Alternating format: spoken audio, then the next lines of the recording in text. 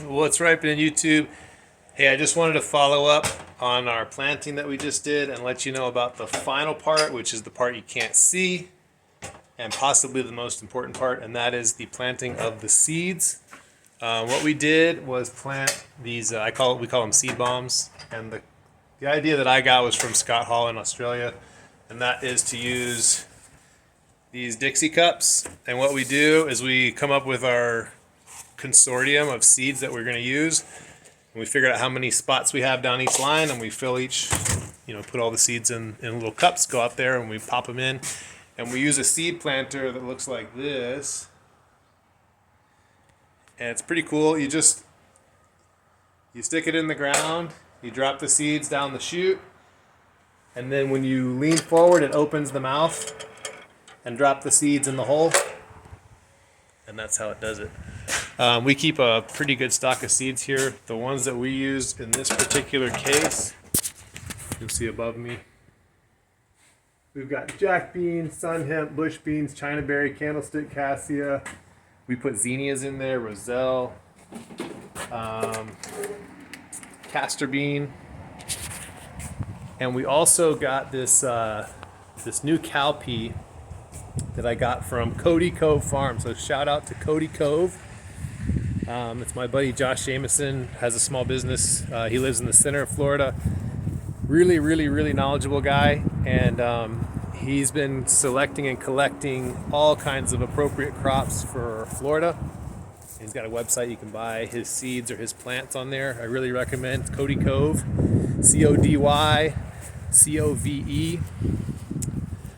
I don't know if that's the URL for the nursery, but if you look up Cody Cove Nursery or Cody Cove Farm, you'll find it. But he's got a cowpea that is super low growing. It doesn't climb and trestle over everything. And so we're going to be trialing that out here. But yeah, that's the part that you don't see, is the seeds. I had someone comment in a video, one of my previous videos, about, don't forget the seeds. And you're absolutely right. Thank you for bringing that up. But yeah, you can't see them right now.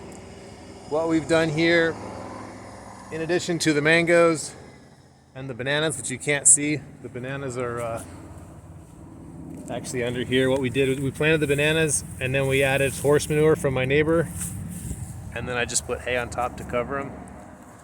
So we have the mangoes, the bananas, coconuts, got our corymbias in here, and then I went ahead and transplanted some tomatoes that the chickens have been cultivating. Everywhere they go, they leave tomato plants behind. So we pulled some out and plopped those in there, and did all our amendments, and that's it. I'm gonna walk right past the whole planting so you can see what it looks like now.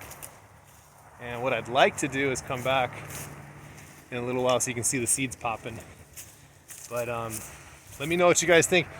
If you want to see, maybe I'll make another video about an older seed bomb planting, and you can see what the little spurt of all the seeds that come up is.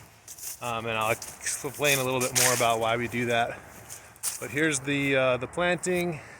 I know my face is taking up too much of the screen. I've had that complaint before, but it's hard for me to swap the camera. So there's the planting. All the midlines are planted. There's mulch on both sides. We are thinking about planting on the outsides of the mulch too. One of my goals with this planting up here is to absolutely maximize our own biomass production. That's why we're using a lot of cannas up here. We're using the Mombasa grass, Napier grass, the Corymbia, Tithonia, and some of the really hardy cover crops like the sun hemp, the cowpea, jack bean, and so on and so forth. And the bananas. Actually, the bananas were, as much as they are a great crop, they're also a really amazing biomass plant. But that kind of wraps up this section up here. I'm pretty happy with how it looks. It's definitely simplified from the way it was, and I think it's going to look like something pretty nice by the time those of you that are taking the course are going to be here in April. So you got your before, and then when you get here, you'll be able to see how it's fared over the last couple months. But that's it for now, and we'll see you next time.